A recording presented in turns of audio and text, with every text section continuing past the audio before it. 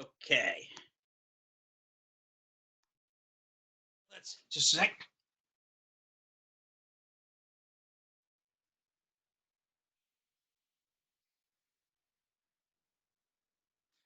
Okay. So make sure we're all set and we're being recorded and everything is great. So, okay, let's get started with the last lecture of the semester, which is our course summary, our review for the final, some administrative notes. I will talk about Project 3 a lot and the sample final, but I wanted to cover some things that we expected you to learn this very interesting semester, which didn't work out the way we planned, but that's all right. The first note is that Project 3 is nominally due tonight at midnight. If you need an extension, let me know. Not a problem. I will grant anyone who asks an extension for 48 hours until Wednesday night. So if you want it, you just got to let me know, and I'll have them hold the submission open for you. And you don't have to let me know right now. You can let me know anytime tonight that you want an extension. If you need past Wednesday, we can probably arrange that. Don't want to go too far because then you're into your final exam periods for all your other classes. But understand this is different, and because it's different, there are people having interesting difficulties, and because we can't meet face to face and I can't sit down and look at the entirety of bugs, nor can the TAs, I'm going to be as understanding as I can. So if you want to get it done by midnight tonight, that's fine. Anybody who asks will get an extension to Wednesday night. And if you need an extension beyond Wednesday night, I can arrange that, as long as it's reasonable. We can't go to July. I know that the majors sections are having a take-home final. I'm not a big fan of take-home finals, so we are still going to have our final Friday evening, 6 to 8. It'll be on Blackboard like exam 2, and then we'll be done. There is a sample final. I posted it on Blackboard. It'll be available there till noon on Friday under the test segment. If you want to try to take it as an actual practice test, you have one chance to take it to see how you do in 2 hours to get any kind of a feedback there. I also put it on the Slack channel, and just 1 minute before I started tonight's lecture, I posted on class GitHub. It's in the lecture notes repo on GitHub. It's in PDF in the Slack channel. So the advantage to having it that way is you're not limited to what you see on Blackboard. You can use it as notes and do research and look it up and whatever if you want. In terms of grades, I'll have grades available as quickly as I can. I've blocked out this weekend to grade exams, so you'll have your final exam grade by next Monday. I hope Saturday. Just depends on how much I get interrupted, but the exam grades will get out. The program grades, the TAs have their own finals to go through, so we will get those as quickly as we can. Again, you do not have to decide on grade versus pass-fail until you see your grade, and I will try to be as lenient as I can with the grading and curves. As I said, I've been pleased with the grades how they're running so far. I think we'll do okay in this one, but we'll keep it up there. I will talk about that sample final tonight. Apologies if that gives you any spoilers if you had planned to take the Blackboard sample as it was a real test, but I will talk about it. So real quickly, course summary. What did we want you to get out of this class? I mentioned back in the first week, which seems like 2 years ago, frankly, in a different course because of the circumstances. We wanted you to learn computer science. I don't, it always sounds negative. I'm trying to not disparage programs that teach you coding because they're not bad. They're good. Knowing how to code is good, but knowing how to code is not knowing computer science. It's not knowing how to do things the right way. Computer science is the study of how to make that machine do what you want it to do, but do it the right way. We specifically want you to learn how to solve problems using the Python language, not just code in Python. You could go on Coursera and spend a couple of hours on an online course, or just do some Googling, or go to Stack Overflow, and you can learn Python coding. We want you to know how to solve problems. When you're given a problem, you go, I know how to use Python to solve that. I know how to develop an algorithm. I know how to figure out a solution. I know how to build data structures, lists, dictionaries, strings, write functions, etc., that will organize it so that it'll make your solution easy and it'll make your solution more understandable. You know how to develop software. You know how to use processes and tools. You know how to use structure. You know how to test as you go. You know why it's important to test as you go. You know the tools. You've learned the editor, whether it be PyCharm or Emacs. You've learned the interpreter, the Python 3.7 or 3.8 interpreter on GL and on PyCharm on your own computer, whatever. You've learned to some extent debugging, how to find errors and fix them. And you've learned how to use an integrated development environment, or an IT, everything together that makes it better. I mean, as you know, you can program in Python on GL the old-fashioned ugly way by Emacs, editing files. I looked it up, by the way. I told you a lie. I told you in the beginning of class Emacs came from the 1950s. That was actually not true. It came from the 1970s. But it's not a whole lot of different in the 2020s. It's an old technology, but you know how to use it. But you also know how to edit in a more modern environment, or IDE. So that was what we wanted you to get out of this class. We wanted you to learn how to use tools. Now, the course was about computer science and programming, not about using tools, but we recognize that using tools is an important thing. Now, realistically, this drives me nuts, but all too many job interviews, all too many position interviews, all too many research programs, if you're applying as a research assistant, they devolve into, what tools do you know? Can you use Microsoft Office?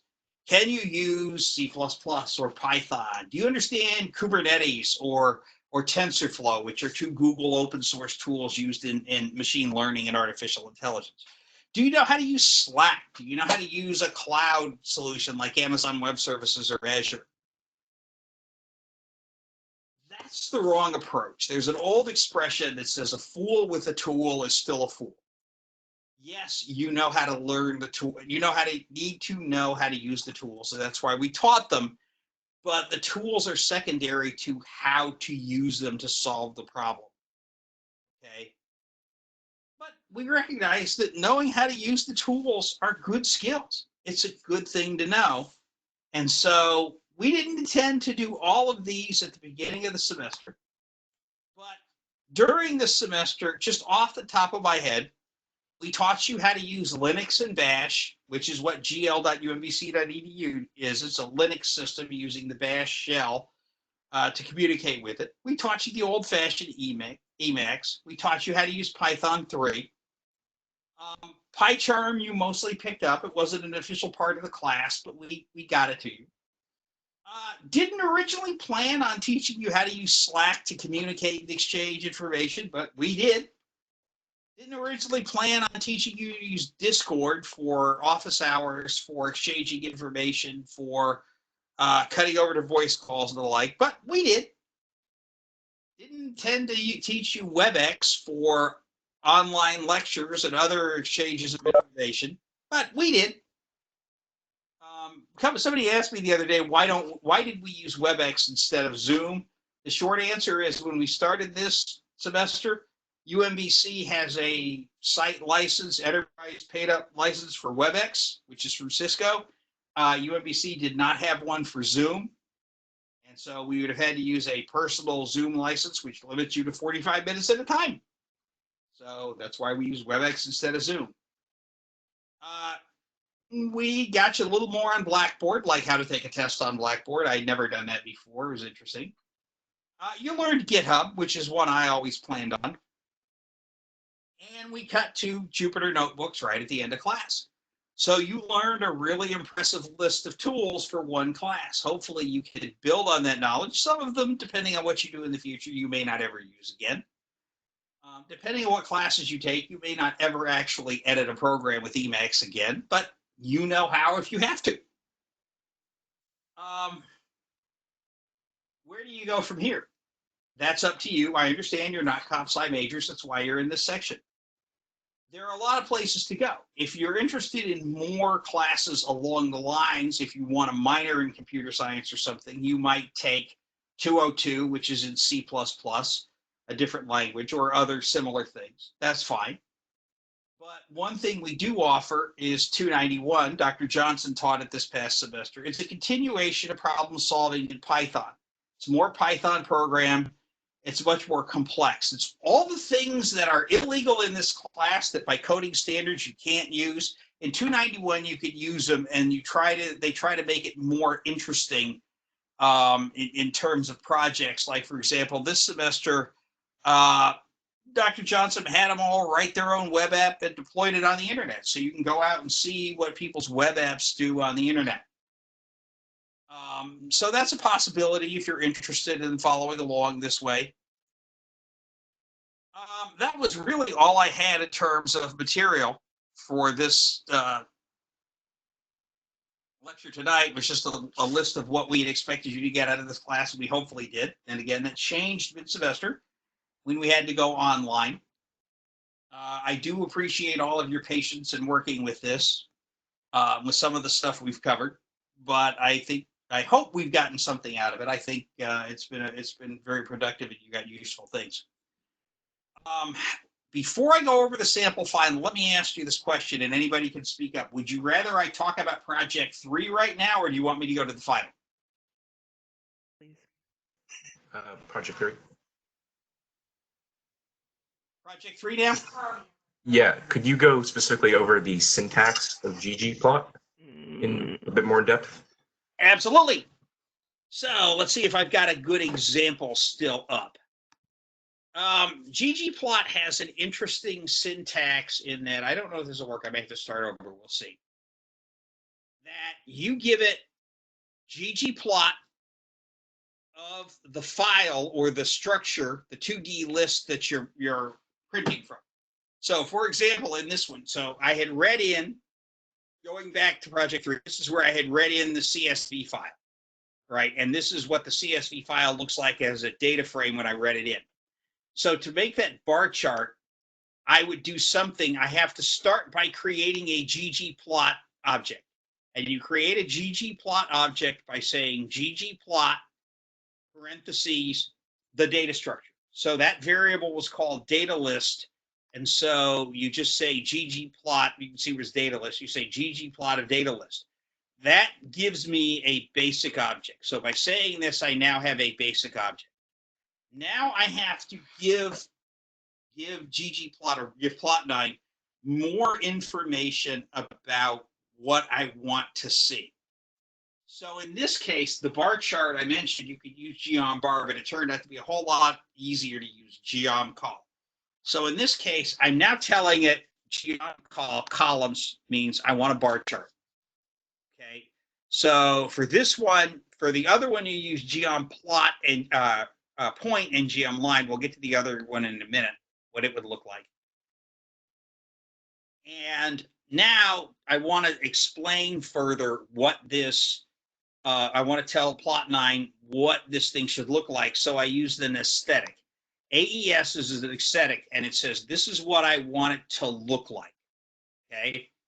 And I can say, in this case, I want you to put country on the x-axis, going back up to the data frame. This is country. And in this case, I only want a specific date. So I said on the y-axis, I want the numbers for 4/29/2020. Now, these have to match exactly, including case. So I have to spell country with uppercase C, and I have to give 4/29/2020 exactly. So in this case, I have a bar chart by saying geomcol is a bar chart. The aesthetic, what I want it to look like is X equals country and Y equals 4/29/2020, and then it will draw it for me. Brazil, China, etc. Somebody pointed out that the x-axis, the words are running together. Is that okay? For now, for this project, yeah, the words running together is okay. Don't worry about it. You can do things like size in here. And again, I don't know whether this is going to work, depends on how new it is.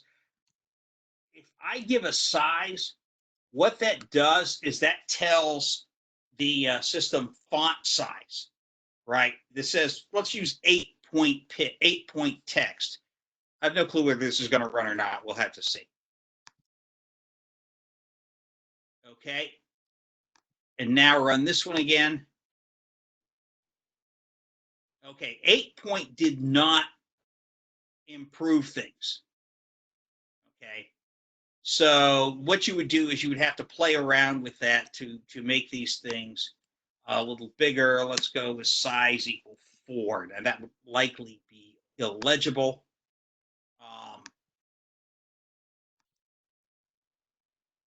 Okay, didn't help. But basically, you could play around with somebody and to respond to some of the questions. You'd have to play around with these size objects to get different things. So that's the basic for your bar chart. Now, a number of questions have come up. Let me get to, I don't have it in this particular file, but let's get to the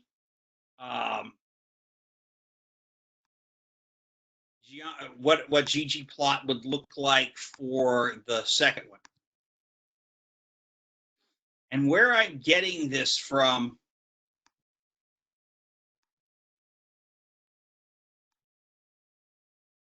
slide layout. Sorry, I'm just getting, I just want to block a text I can type in. We'll go with that. So to get the multi-line plot to work, what I'm going to do is I'm going to start with, I'll call it X. It can be anything. If you don't assign it to a variable, it runs once and you lose it. I want to store my plot so I can reference it later on. So I'm just going to assign it to a variable. I'm going to call it X. Now, I have to start by creating a new object. So in the handout I gave you on additional information on how to address it, I think I called it new frame. Okay, so when you finish that, if you use the same variable names, if you didn't, not a problem. Create a ggplot from new frame. So you need that. That creates an object. Now I have to tell it what I wanted. And let me get an example for this and make sure I don't mess it up. I know I need an aesthetic. Where did I'm looking to see where in my solution I put the aesthetic. Sorry, I'm trying to do this without actually giving the code away.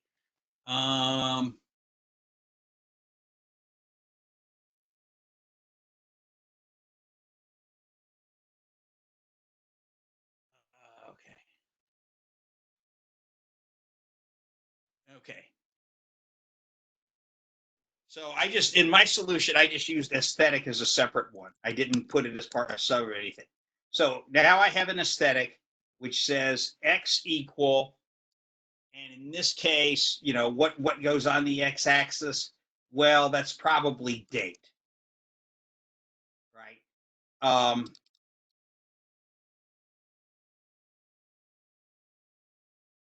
What goes on the Y axis? Well, that might be something to do with country, whatever, right? And now I need to tell it how to do color. And so if I want a separate line for each country, I would have something that looks like country color equals country, right? And then I can add more or less. I'll in a minute, I'll give another link to my favorite details on plot9. Now I just tell it what geom point does is it says draw the points. So I'll get the point per day.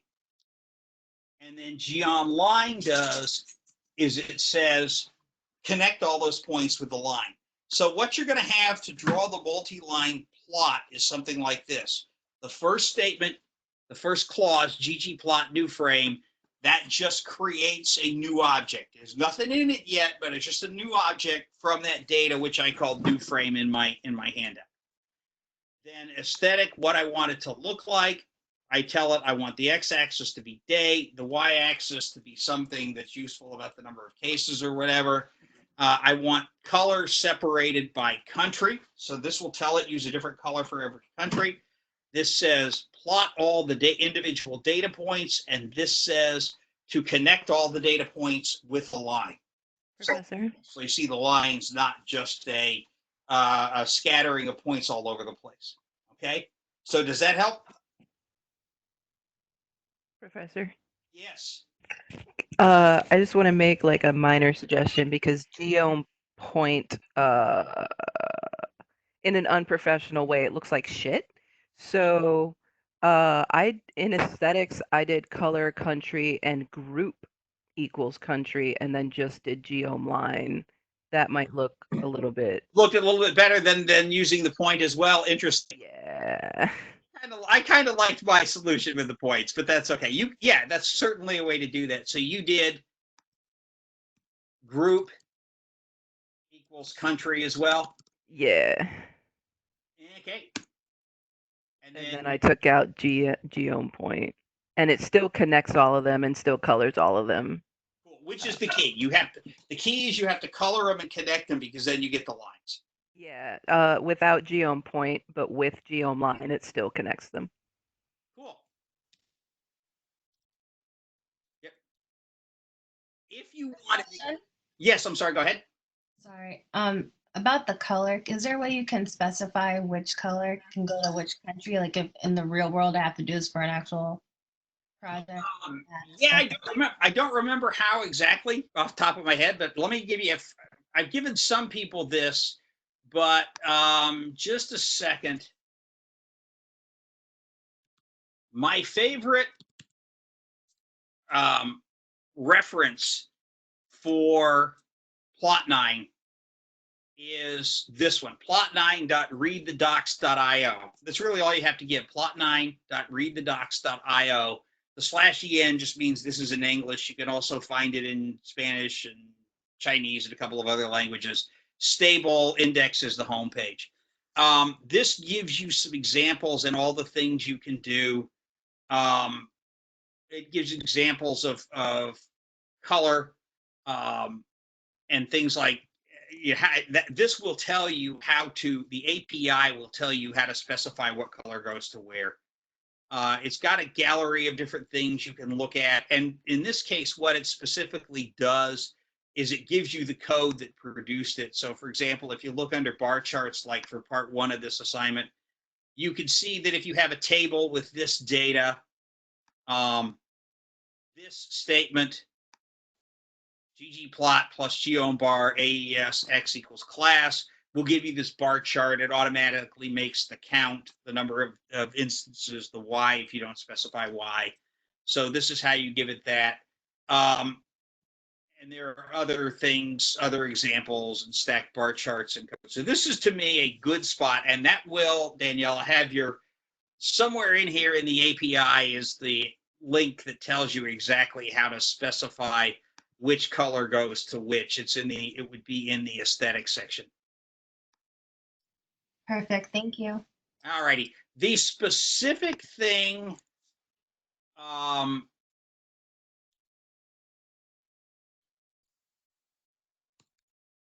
what we're doing with that second one is called a multi-line plot, or a multi-line graph. And here's an example. Ignore they're doing some pandas coding, so ignore this code right here.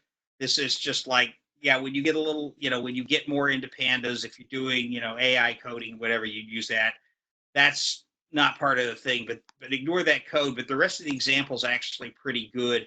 And this shows you how to do it. And actually it did what Kewantia did with the group, is exactly this one. And it's interesting because in this case, they did the group and they still did the geom point and the geom line in this one. So that's an interesting example that it looks like even in their example, they didn't need geo point. But so those are places you can go to look around and see and get more information. Okay. Okay. More questions about Project 3.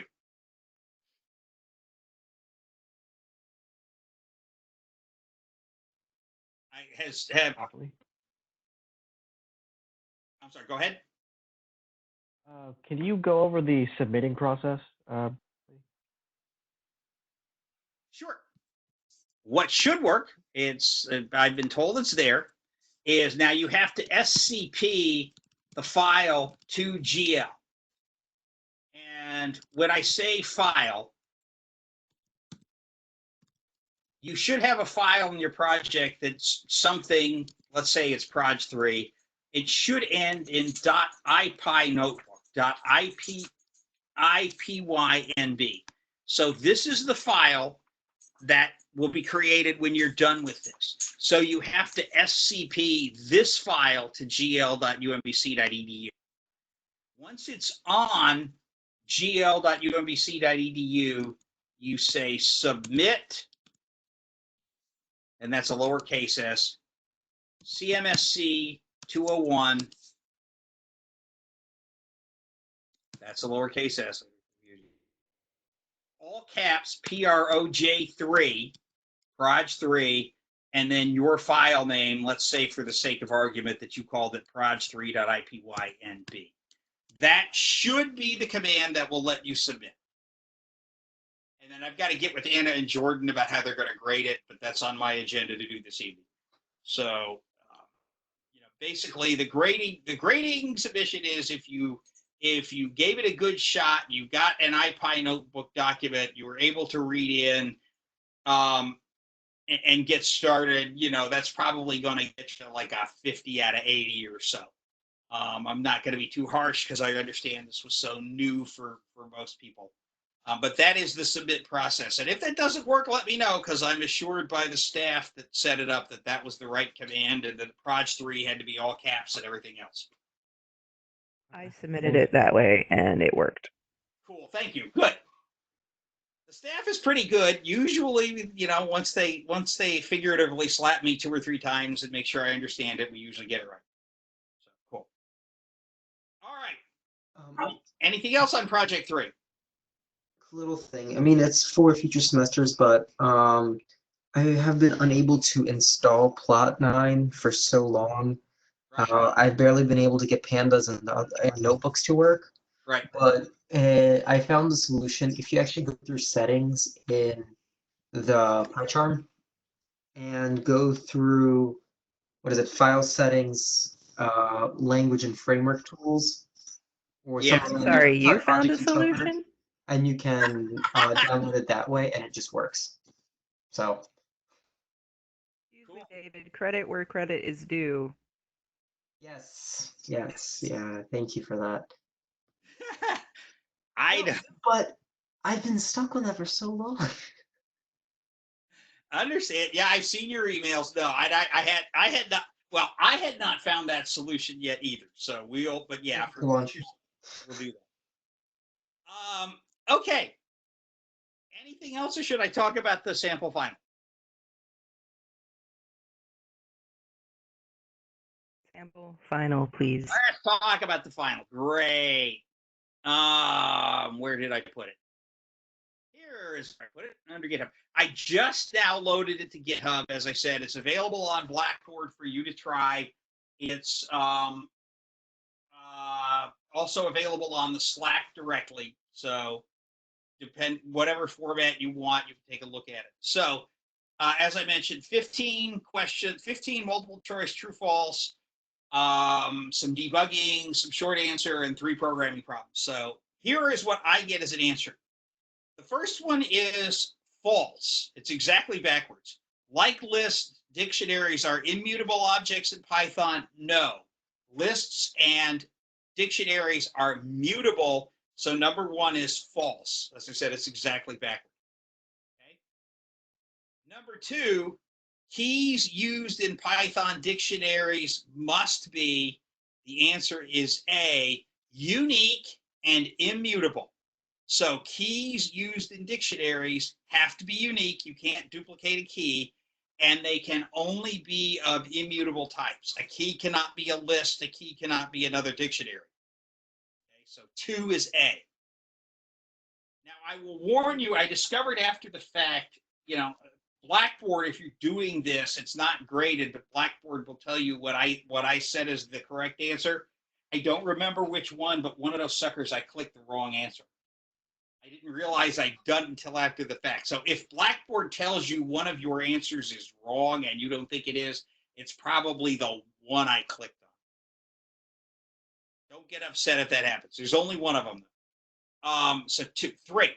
But if you think any of my answers I'm going over with are wrong or misleading or confusing, by all means, let me know. I have not actually made up the final yet. I'm going to do that Wednesday. So if you have any feedback on this that might impact what I put on the actual final, I'll take it. Anyway, values. Okay, 2 was keys in dictionaries. Values in dictionaries, they don't have to be unique. They can be repeated. So the answer is D, none of the above. Values do not have to be unique. Multiple keys can map to the same value. So the answer to 3 is D.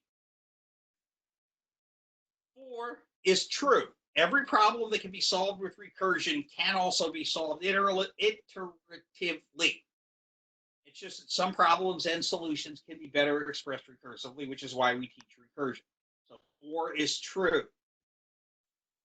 5 is also true. This is a reprise from exam 1. Every problem that can be solved with a for loop can also be solved with a while loop. That part is easily true. The reverse is not true, providing you're writing for loops correctly, right? So the example we give is, here's a while loop, run it until you get correct input from the user. Enter an integer between 1 and 10. -3 is not between 1 and 10. -9 is not between 1 and 10. 1,000,002 is not between 1 and 10. That can only be done with a while loop. That cannot be correctly done with a for loop. Okay. You could cheat and use a break statement to get out of the for loop, but that doesn't count. So the answer to 5 is true. It was a question on exam 1. 6. If you import a module into your Python program, you can use any function that exists in the module, but you cannot use code that exists in that module's main program. 6 is also true. Okay. The significance of the if name equals main and the code under there in your main program is that is code that can only be run when that part is run as the main program, when it is not imported as a module. Anything in the if name equals main can only be run when this is the program, it is not a module. So 6 is true. Any function you have in that module, you can import it, you can use it.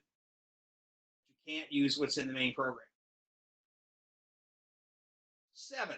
String S equals UMBC retriever. What happens when you execute the statement S sub 0 equals C? The answer is that's an error. C. It's I don't remember the exact syntax of the error, but the error is that strings are immutable. You cannot change an individual character in a string. So C is correct. You will get an error message that tells you in so many words that's what, or in some number of words, that's what you got. Okay. 8. A equals 0x whatever. What do I know about that? 0x means it is a hexadecimal number. Binary is 0b. So A can't be true because Python uses 0b for binary. B, it's not a string. C, it is a hex. And D, it's not an error because it's not a string. It's a number. It's a hex number. So the answer here is C. Also a hint, the 2 F's. F's mean 15. It's the hex character that means decimal 15. So 8, the answer is a C. It's a hex number. 9. Here's an example dictionary defined in Python, and I use the following statement: print north.get saints1. Okay, we covered the get statement for dictionaries. the first value in the get statement, saints, is what I'm looking for. The second value, 1, is the return if that value is not found. So if the value in the single quotes is not found among the keys in the dictionary, then what will be returned will be the integer 1. So what will be printed, because what will be printed is the number 1. So the answer is B. A, an error because the Saints are not in the AFC North. Well, if I had not included the comma 1, that's what would have happened. It would have been an error, but the get statement, the second value of 1, means that this is what you do when it would otherwise be an error. C, no, you don't match on value, you only match on key. And D, none of the above. Nope, B is right. 10 is true.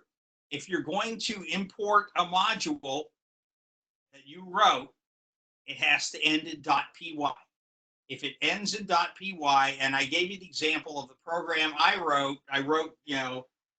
function.py and imported it into my program. So as long as it ends in .py, and of course it's on the search path and can be found, and we don't have any, you don't have such module or whatever error. So 10 is true. 11, primary difference between lists and dictionaries. Whoops, sorry.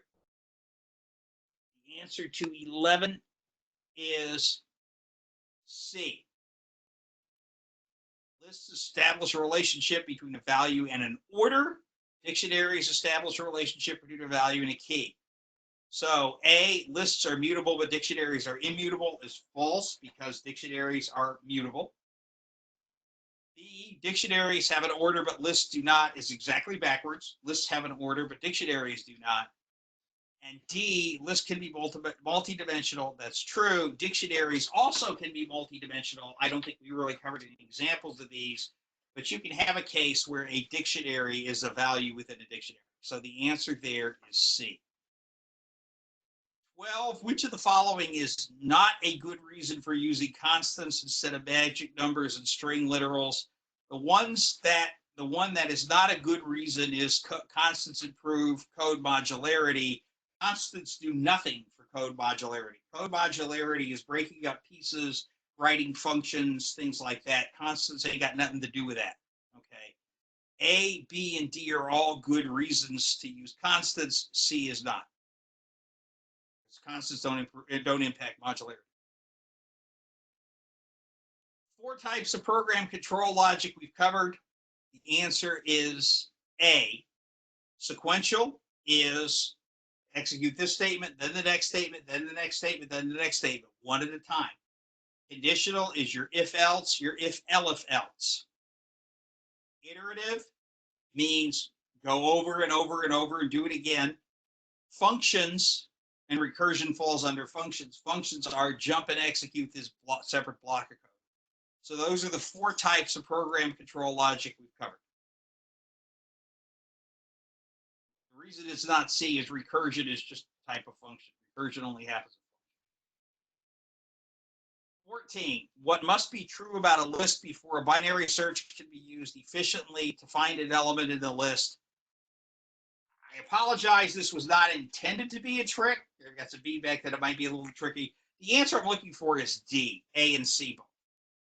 The key is binary search only works efficiently if it's a sorted list, because you jump to the middle. Binary search says you jump to the middle of the list and look and see if this isn't what I'm looking for. I go to the left or to the right. I can only go in the proper direction if the list is sorted. But obviously, of course, the list has to be defined and assigned a value, or otherwise binary search isn't going to work. So the answer is D, it's D, A, and C. If this had been an actual test question and you had picked C, I would have given you credit. So apologize if that wasn't clear. It was not intended to be tricky, but I've gotten some feedback. So correct answer is D, A, and C both, but I would give you credit for C. 15, the call stack. The answer is A. Data structure internally in the system. It shows what function's executing now and where are we going to execute when this function returns. B, that's a symbol table.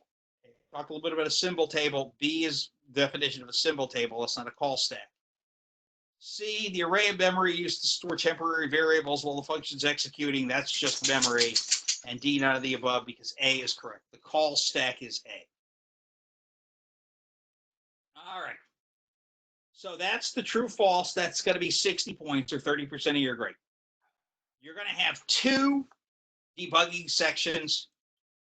And instead of just giving you 1 point for each error, you're going to get 2, one for identifying the error and one for correctly telling me how to fix it. So this is the first example. Let's see if we can find 5. There's at least 5 errors if I didn't make any more.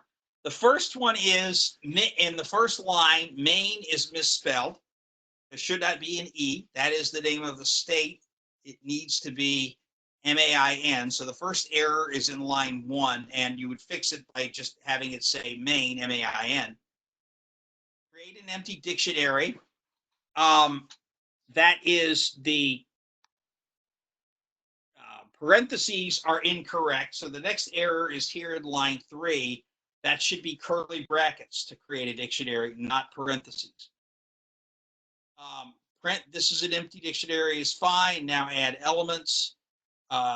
Those are fine. Now add 2 more elements. Dictionary non-conus is the list, Alaska and Hawaii. And that is fine. Print the current dictionary value that works. Update dictionary 4 equals Nevada is fine.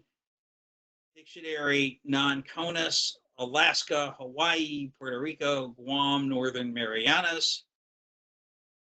Print the final dictionary. Where are the other errors I put in here? Okay,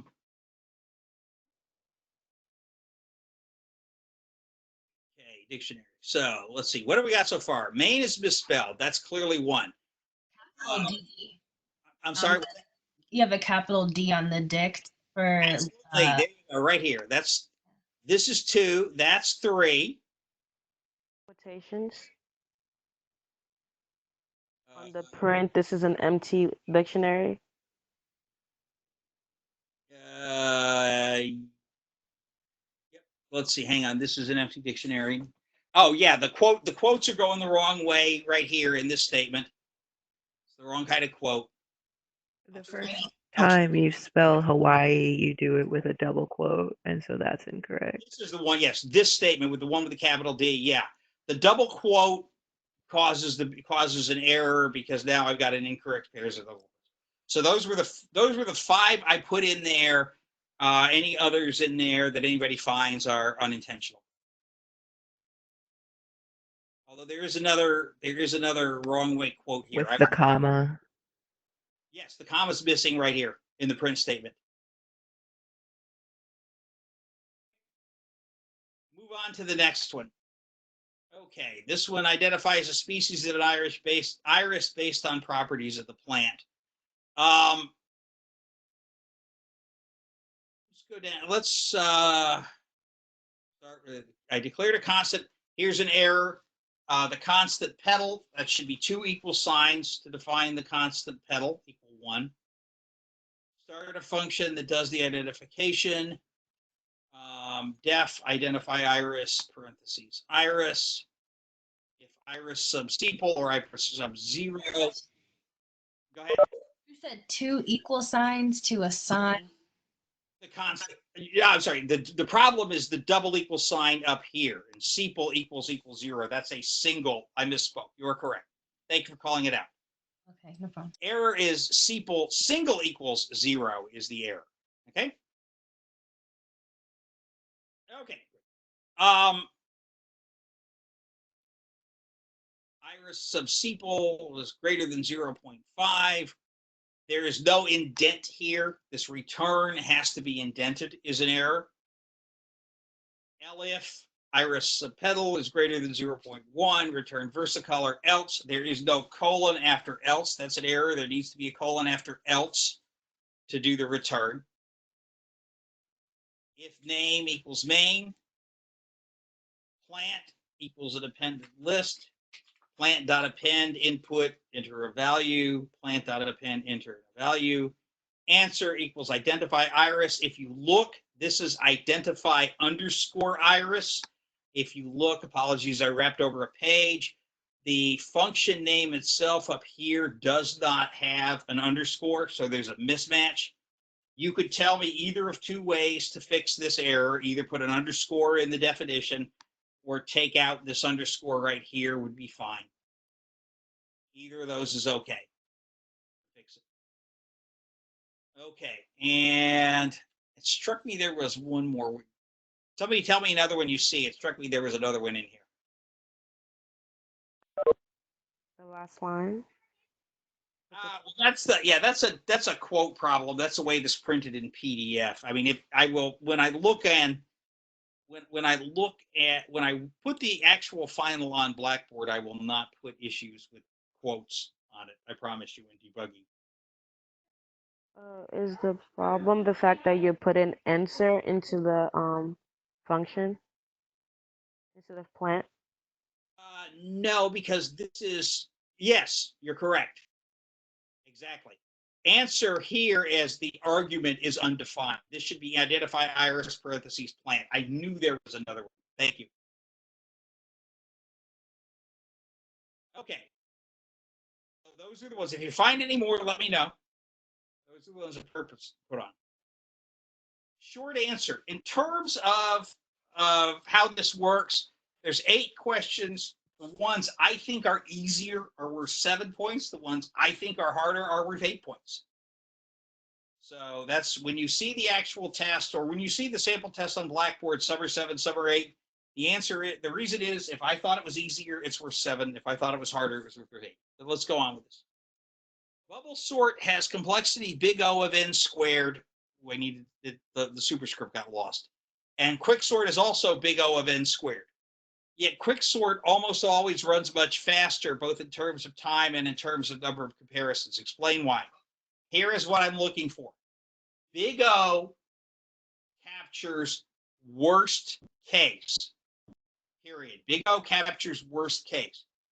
Worst case for quicksort is indeed O of n squared, but most cases are O of n log n. You would not have to tell me that it's O of n log n.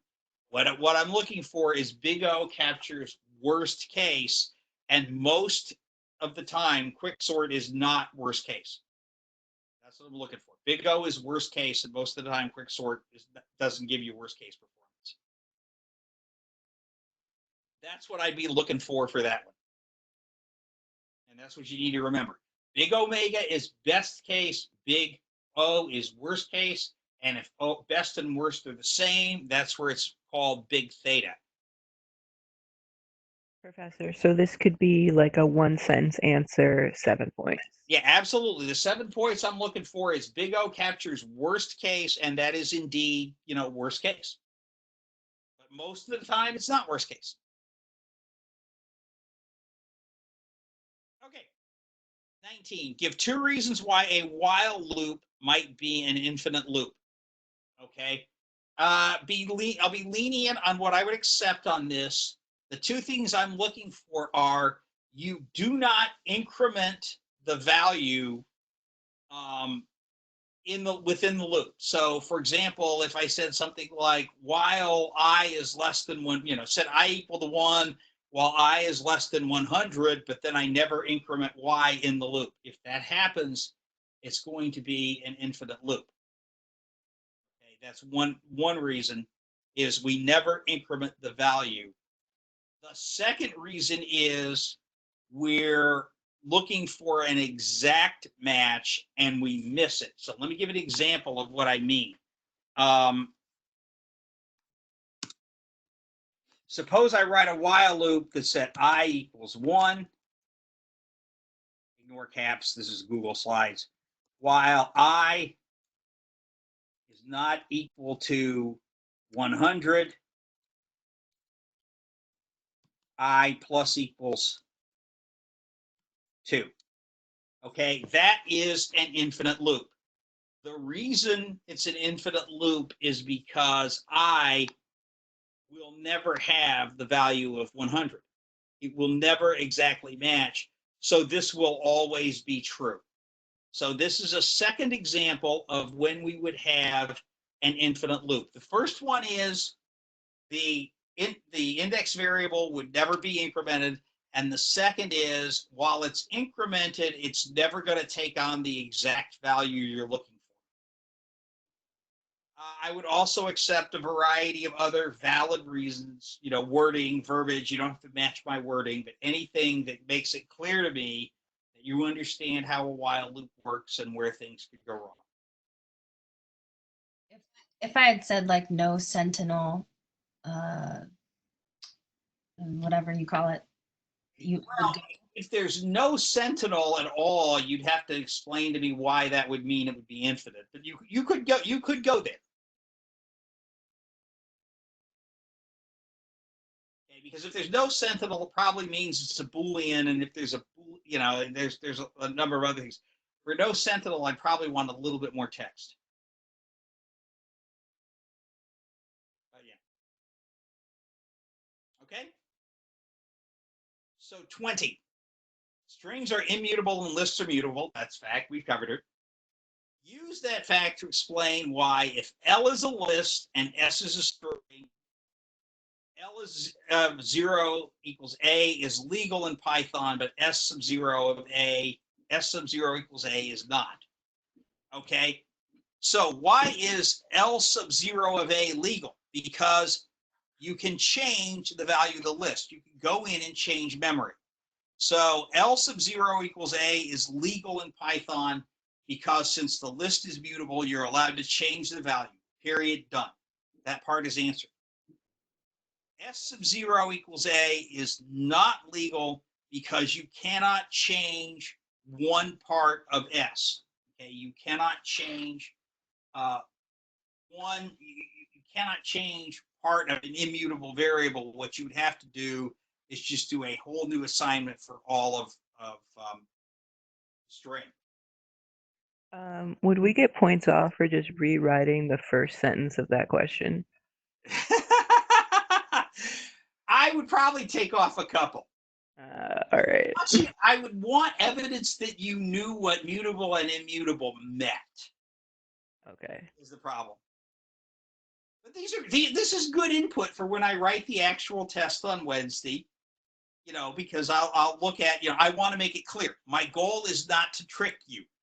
I want to know, this or you don't know this, not, rats, you saw the trick, or, oh, you missed that trick. I will try to make it as clear as I can. Okay. 21.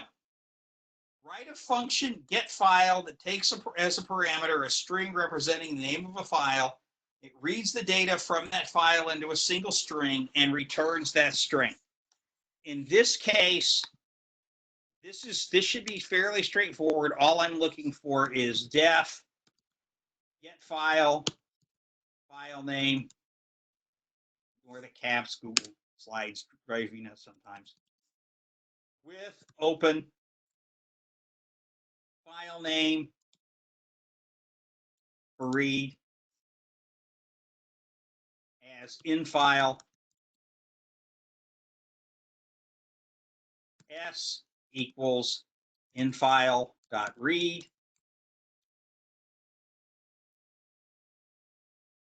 return S. That's all you need.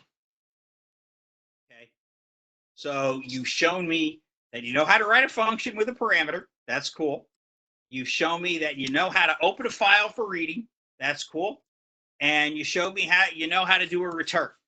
That's cool. And you know that doing a read returns a single string. Everything is a single string for a file, and we're good. So that's all I need for 21.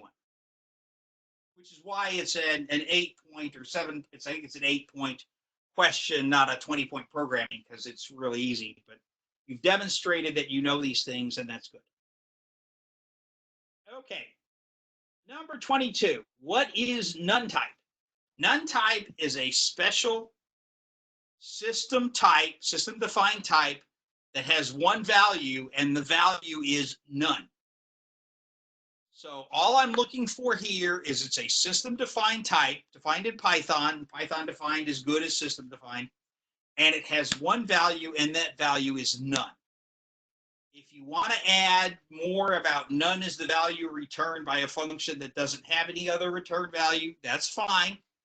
But what I'm really looking for is it's a Python system defined type that has one value, and that value is none.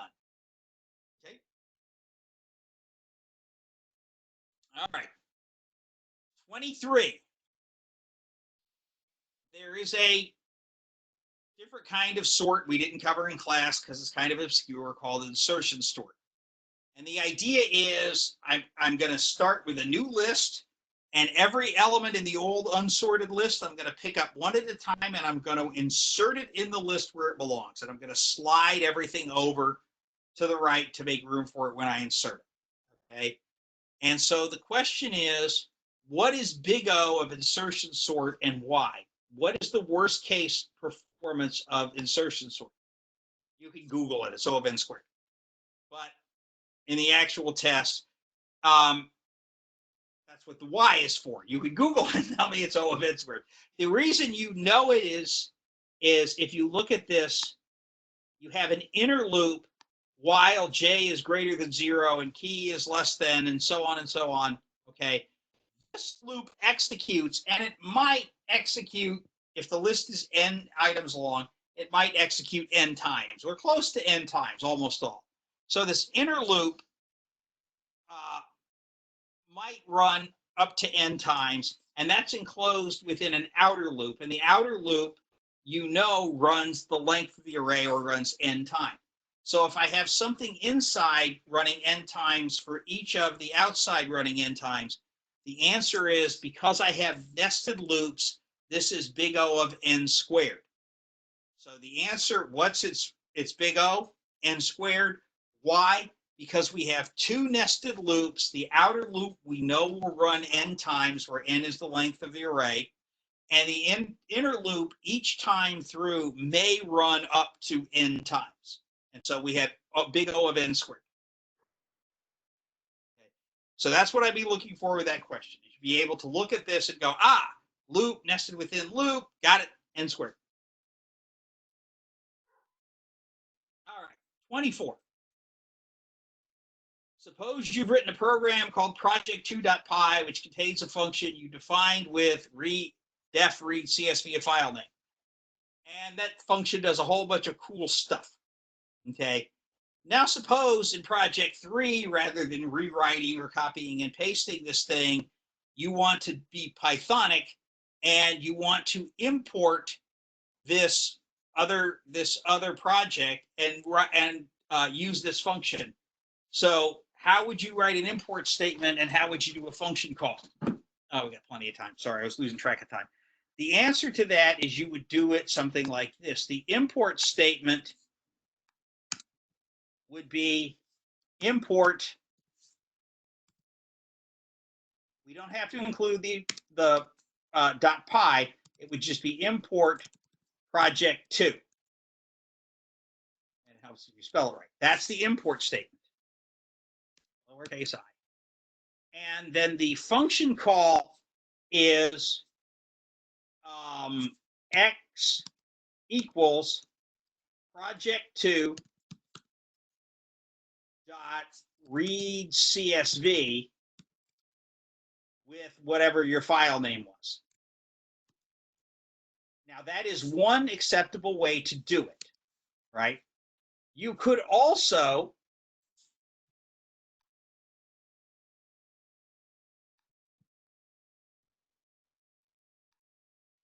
as we've learned, you could also say import or from project2 import read CSV. And then the call would be x equals read CSV fname. Either of these is a fully acceptable answer that would give you full credit. This is the easiest way. What I'd be looking for is, that if you use this import statement, then you have to give the project2 name .read CSV.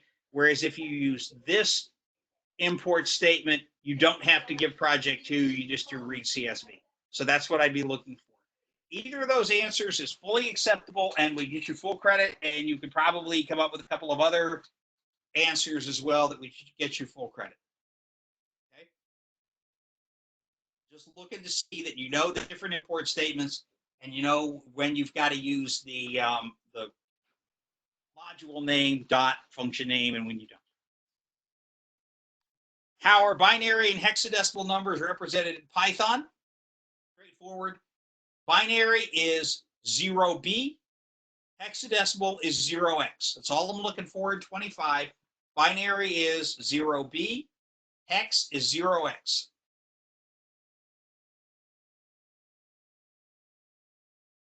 Okay. So any questions on that before we move on to the programming section? Okay. The first programming problem is fairly straightforward. It's from early in the semester. Okay, we want to prompt the user to enter an integer into the keyboard, and we check to see if the integer is positive or zero. Zero is okay. We're not going to validate that it's an integer. If the user is back to the first week of class, if the user types a character string and the program crashes, we're cool with that. Okay, the integer is less than zero. We tell the user, no, enter a non-negative number. Once the user's entered a valid number, the program will tell the value, what the value of that integer is in binary and hexadecimal. Okay.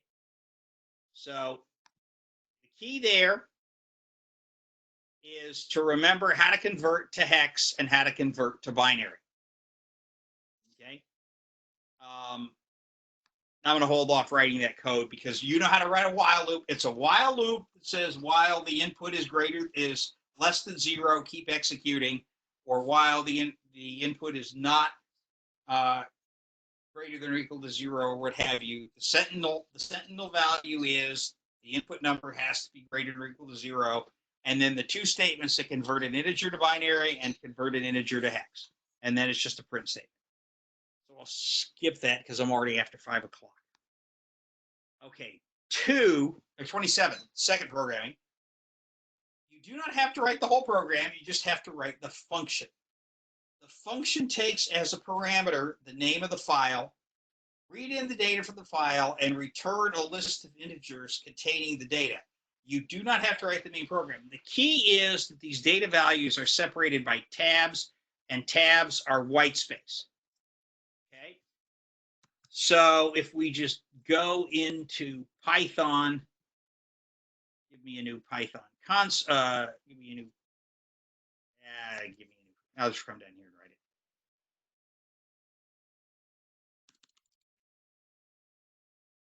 it.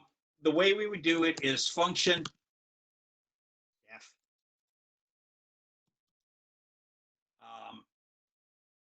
return list.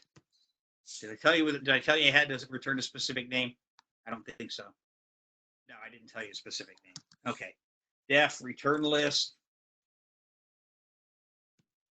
File name.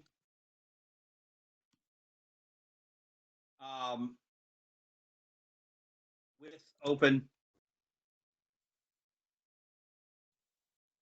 File name. R as in file.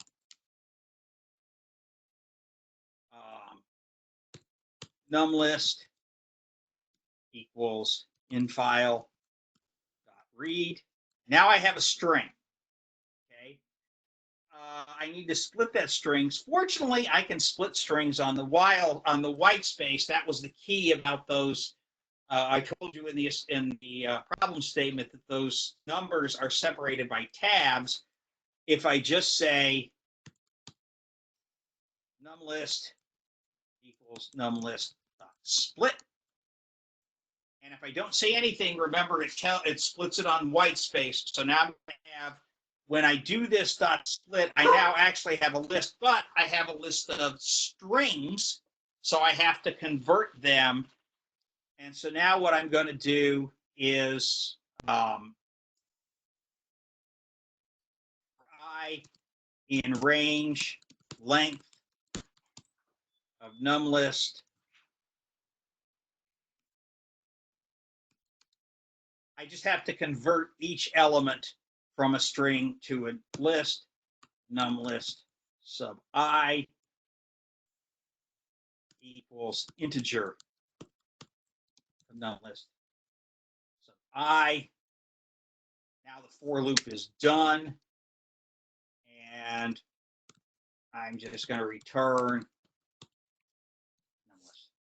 Okay, and that code would be sufficient. And it's kind of ugly. You can clean it up. You can use different variable names, but that code would be sufficient as a function. What I'm looking for in grading this, what I'm looking for is you know how to define a function and a return statement.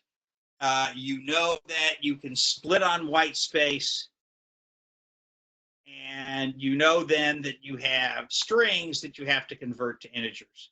So assuming you've done all of that, I am sharing PyCharm, right? You could see that when I wrote that. Yeah. Yes, Question. Yes. Okay, go ahead. Yes, question. So when we're writing code for the exam, do we need to write comments as well, or do we just write the code in? Comments are helpful. I will, if I understand your code, I will not deduct for comments. Okay, if the code works, I will not deduct for comments. But if I'm having an issue and I want to understand it, I will be a whole lot more lenient if you gave me a comment explaining it didn't make me figure it out. So take a gamble. I would prefer to see comments, but you know, if you're running low on time, get the code working first. Okay. Yes, thank you. Okay. What I'm looking for here in 28 is you know how to import math. Okay. Because you have to write the whole program. You have to create a dictionary with key value pairs. This is the National League Central Division teams and how many games they won last year. And I misspelled Cardinals, but that's okay. Cubs, Reds, Brewers, Cardinals, Pirates. Use the mean function to calculate the mean number of games each team won and print out that number. And when I say with appropriate explanatory text, don't just, print mean, print with the average number of games. So what you would do here is something like import math. You can do this all in a main program. You don't need to do anything with a function, I don't think. If I don't tell you you have to use a function, you do not have to use a function in the programming problems on the final. If name equals math, we'll start out by defining the dictionary. We'll call it D. D equals curly brackets Cubs.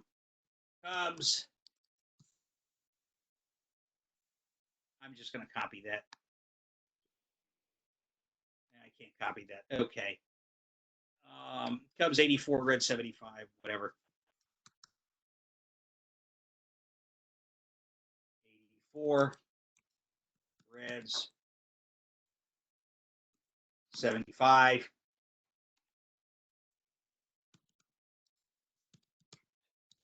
Cardinals.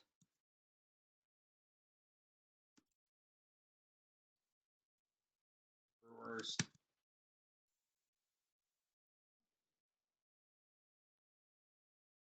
Pirates. Go back and get those numbers.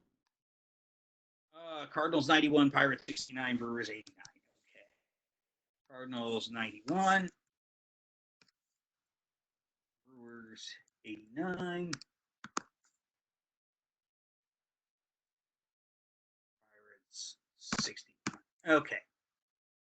So after doing that, calculate the mean by saying I have to be able to get the values from the dictionary. And there's a whole bunch of different ways you can do it. The key is, remember, you can't, since there's no order, you can't go through the dictionary with a for loop. Okay, so we're looking to make sure that you stay out of that.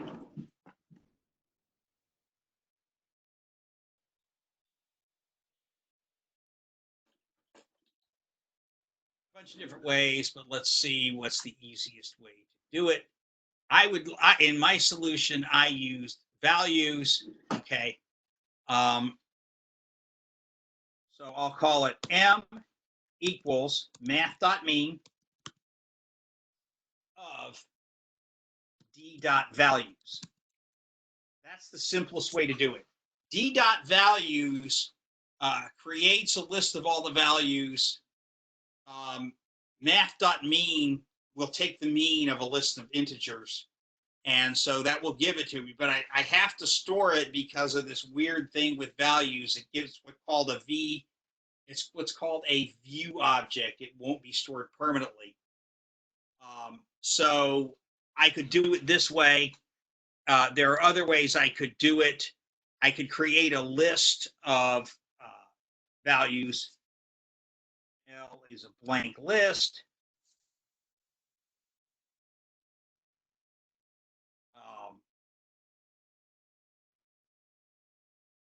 And then get the values one at a time out of the thing, whatever. The bottom line, what I'm looking for here is that you know how to import math. Now, again, if I said from math import mean, right, then I would just have said mean, not math.mean. That's the key. But go through, being able to go through the dictionary, get the values, take mean, and then it's a print statement. You can get a list of the values in any of a number of different ways. I'm looking to see, that was my solution, was to use the values. Yep, go right ahead. You said the D dot values automatically gives us a list, so we don't have to, like, I guess, put it into. It gives you a list, but it's a weird situation in that if you tried to, let's see if I can explain this.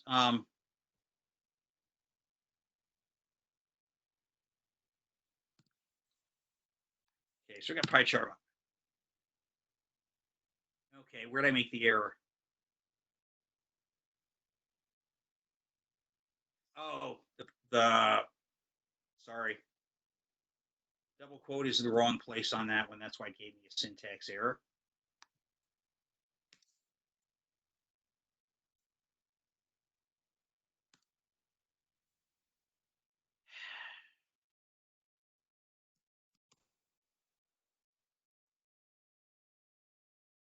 Fixed. What do you mean math has no mean? All right, I will fix that. This ran yesterday when I was creating the sample test, so I'll have to figure out what the heck that one did. But at any rate, the bottom line on that was if I just try to say D dot values, okay, it gives me what's called a view object, but I can't do anything with it. It just tells me that it's something I can see, but I have to assign it to a variable to get something with it. So that was all I was trying to say there. Interesting. Let's see if I can get this to work right. Okay. All right. So at any rate, I'll have to figure out why it doesn't think Python has a math.mean, because it does. All right.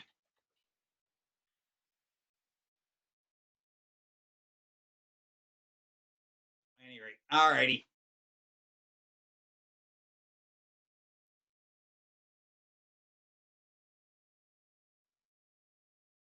Okay, I have to figure it out. Documentation says it's got it there. At any rate, okay, try this.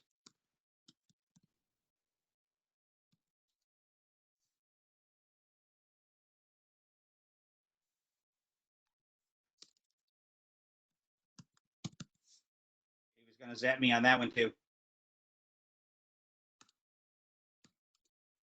Okay, that one worked. 81.6. So that's, I'm going to figure out why it didn't do math. I will not do that to you on the final. Or you have lots of justification to do it. At any rate, we're almost out of time. So those are the answers I got. If you have any questions, you think anything I did was wrong or whatever on the final, on the sample final, by all means, let me know. It's available until Friday. I will be writing the actual final on Wednesday. So if you have any feedback between now and then, and in all honesty, I put it on Blackboard so you have a 2-hour slot to try. If you think, you can't do that in 2 hours, it's too long, or it's too simple, or it's about right, or whatever, any feedback by Wednesday will be acceptable. I would be appreciated more than acceptable. That would be good stuff. I can use it. I will be available by email, by Slack, whatever, between now and Friday. I've gotten the info from SDS for those who are going to take it at a separate time, which is fine, not a problem. And other than that, any questions? It has been an interesting semester, but I can truly say I've appreciated having you all. When we were all in the classroom together, you asked a lot of really good questions, which I appreciated. Since in the fall, I had my 100 and something in Meyerhoff 030 and really only had a couple students ask questions, so I appreciated that. I know it's very hard to ask questions in this format, but I appreciated having every one of you, and good luck, and let's get this done. Again, if you need an extension on the project past tonight, let me know and I'll have it kept open. Other than that, be here Friday. Oh, Friday, I will have a WebEx open. You do not have to be on the WebEx on Friday, but I'll be on WebEx if you have any questions that pop up while you're taking the exam. Professor, Yes. I actually have one more question. So I'm sorry I wasn't here earlier when we were talking about the project, but I just have a question about the headers. So are the headers supposed to display exactly how they appear in all of our other assignments, or are we just supposed to list like what was listed in the assignment description? You mean the header comments? Yeah, the header comments at the very top, like our file, author, all that. For the header comment, it should be there just because the TAs are going to slap me if it's not, figuratively, of course. They're not vicious, but yes, have a header comment like you get it. But I also want to see you use the markdown to, provide some more English language textual description of what's going on and why. But again, that's the program header comment. The file, the function header comments, I don't know that you would have the functions, so that's not as relevant. Yeah, I just meant like at the very top, using Markdown, it should say file, author, description, all that. You should have exactly that information, yes. You mark down. Okay, thank you. Do we have to use Markdown for every single comment we write? No. Okay. Use Markdown where it explains where it's helpful in explaining what's going on. Anything else? Okay, thank you all. We'll see you later. Thank you. Bye. Thank you, Professor. Thank you. Here. Thank you. Thank you. It's been a fun semester. Okay.